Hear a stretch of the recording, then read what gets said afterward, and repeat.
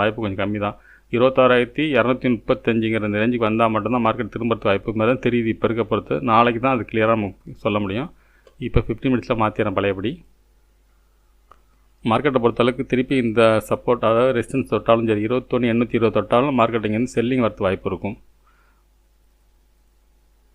இனிமேல் நமக்கு பை சைடுன்னு பார்த்தோம்னா இது தாண்டினா மட்டும்தான், அதாவது 22,011 தாண்டினா மட்டும்தான் நமக்கு இனிமேல் பையிங் வரது வாய்ப்பு இருக்கும்.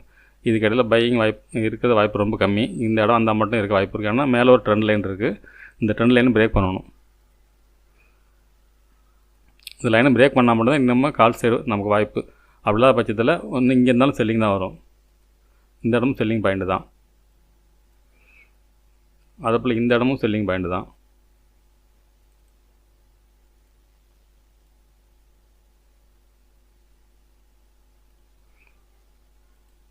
இந்த இடத்த பிறகு பெரிய செல்லிங் பாயிண்ட்.